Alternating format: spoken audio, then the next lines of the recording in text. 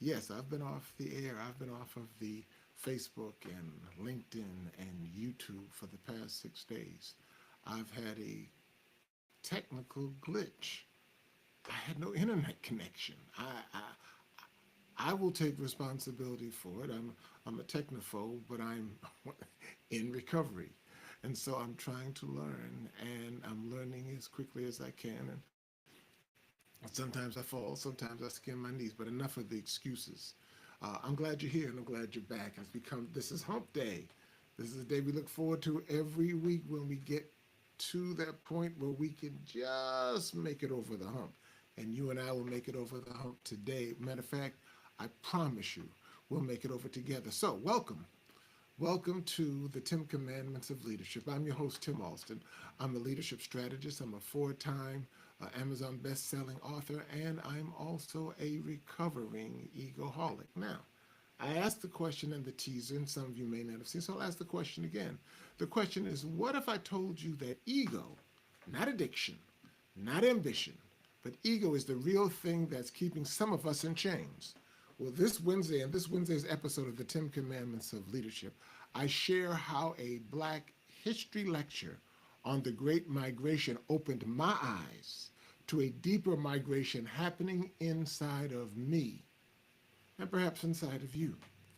But this was not a migration from the south to the north, but from ego to authenticity, from applause to awareness, from spotlight to surrender. And just like the Underground Railroad helped enslaved people find freedom, we too need our safe houses. We too need our truth tellers. And we need the courage to say, I'm not free yet, but I'm on my way. And so you're here, and I'm pleased that you're here because I've got some truths I want to drop on you that have been dropped on me. And I've entitled this episode, My Underground Railroad to Egoholism Recovering. And hopefully you're seeing it now on either Facebook or YouTube or on LinkedIn. Why? Because recovering from ego just might be the real leadership breakthrough breakthrough that you've been looking for. And I hope you're going to be able to enjoy it with me as we work on this together. This is a journey, and I don't speak to you from some level of posturing, but I speak to you from my own level of experience and exposure and the hard lumps that I've taken. Because today, as we talk about my underground railroad to egoholism recovery, we'll be diving deeply into a leadership struggle that's subtle, but it's sabotaging, and that's egoholism recovery. Let me go back some 12 years to 2013 when I found myself seated in an auditorium at Oakwood University attending what I thought would be just another well-meaning Black History Month lecture. But as the Pulitzer Prize-winning journalist and author Isabel Wilkerson took the stage, I had no idea that I was about to embark upon a deeply personal and emotional journey. A journey that would do three things. It would unearth my past, it would spotlight my present, and it would forecast my future. You see, Isabel Wilkerson was there to present her latest book. And this latest book was entitled The Warmth of Other Suns. I'm hoping that you're able to see the cover of this book. I hope I can make it see, hopefully, yeah. It was a magisterial chronicle of the Great Migration when, between 1915 and 1970, nearly 6 million African Americans fled the economic suppression and the racial terrorism of the Jim Crow South. They moved north, they moved west, and they moved Midwest, not for luxury, but for liberty. Wilkerson's storytelling was scholarly, yet it was also soulful. She recounted how this exodus wasn't a single protest, but a quiet revolution. One of the most striking insights that she shared that day was this: the Great Migration from 1950 to 1970 was perhaps the first time in American history that an oppressed people had freed themselves en masse without a Moses figure. For example, there was no Harriet Tubman guiding them through the night. There was no Frederick Douglass speaking freedom into law. There was no Sojourner Truth proclaiming liberty before kings. These were just ordinary men and women who had finally said, enough is enough. Families who packed their bags with hope and crossed county lines, then state lines, and then color lines, seeking not just new jobs, but new lives. And that was the moment when the tears came. I could not hold back the tears. Why? Because as I sat beside my former wife in that audience, I realized that Wilkerson wasn't just telling history, she was telling our story. For example, my ex-wife's parents had left Texas and Arkansas and found each other in Southern California, married, raised children, and were eventually laid to rest in the soil of the freedom that they had sought out west, there in Southern California. My folks' story was not terribly different. It wasn't different at all, only different by geography. You see, my own parents left Alabama and North Carolina, journeyed to Boston, where they met, married, built a life, raised 4 children, including me, and later, Mom and Dad returned to Huntsville, Alabama, really Mom, to give back to her alma mater, Oakwood College, her original starting point as an adult. It was our history. It was our heritage. But it also triggered a deeper realization in me, something more spiritual, something more urgent. That migration, that search for freedom, that was the very path that I was now on. Not geographically, not going north, not going Midwest, not going far west, but internally. You see, I had begun at that time a new journey, a recovery not from addiction in the traditional sense, but from a more insidious captivity. And that captivity was egoholism. Egoholism is the belief and the practice that the overuse of your strengths, the self-seduction into believing your role, title, or talent defines your worth. Yeah, it begins with applause, but it ends with isolation. It masquerades, puts on a mask, calls it leadership, but quietly it morphs into control. It is confidence turned condescending, and it is vision turned tunnel, and service turned spotlight. Like our enslaved ancestors from the 1800s, many of us live in mental bondage without even realizing it. We just don't have the chains on our arms. And just like those slaves, the first step to freedom is realizing you're not actually free. That's when I began to see the recovering process, not just as therapy or some self-improvement, but as a modern day, as my modern day Underground Railroad. And if by chance you're not familiar with the Underground Railroad, let me first clear up this myth. The Underground Railroad wasn't a literal train. It was a covert network of safe houses, brave allies, and secret routes stretching from southern plantations to northern soil, and some even into Canada. It had conductors like Harriet Tubman, who risked their lives to lead others to safety. It had station masters, many of them were the white Quakers and abolitionist Christians, who offered their homes where weary freedom seekers could eat, rest, and regroup before pressing on. But the road was never easy, trust me. There were bounty hunters out there, there was betrayal, there was bitter weather, and there were aching feet. Some never made it, others turned back. But those who endured found something worth the risk. And that risk was freedom. In egoholism recovering, for example, we walk a similar path. The safe houses that we encounter are the people and the spaces that offer truth without judgment. They are our coaches, our mentors, therapists, and even books that lovingly expose our blind spots to us.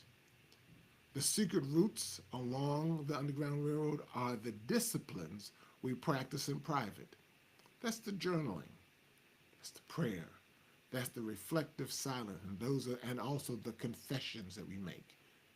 And those abolitionists, they're the friends who dare to tell us the truth about ourselves, who call us out and call out our false selves, but not to shame us, but to free us. Freedom from ego isn't a one-stop transformation. Just like the Underground Railroad, it happens one courageous step at a time. Now, for those who may not be familiar or who did not have an Underground Railroad experience in their family, let me now shift the metaphor to another gateway of liberation, Ellis Island.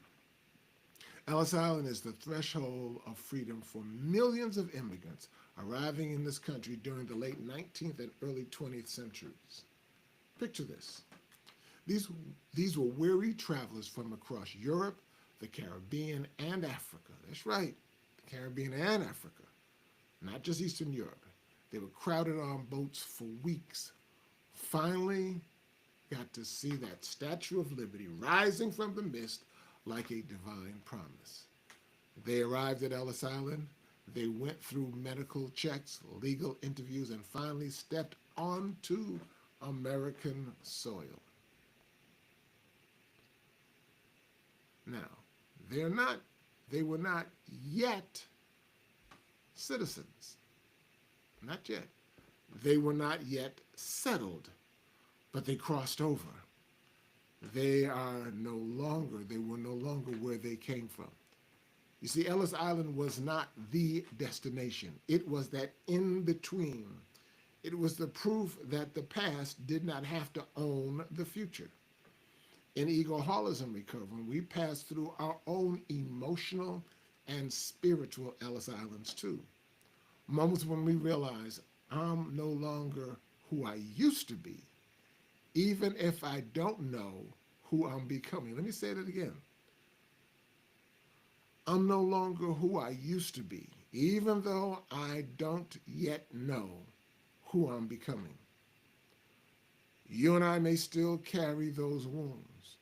You and I may still hear those echoes of applause that we crave, but you and I are crossing over from ego dependence to self-awareness.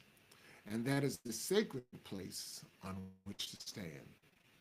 Whether you're stopping at a safe house on the Underground Railroad of egoholism recovery or catching your breath at Ellis Island, one truth holds: these places represent rest stops. They are not residences.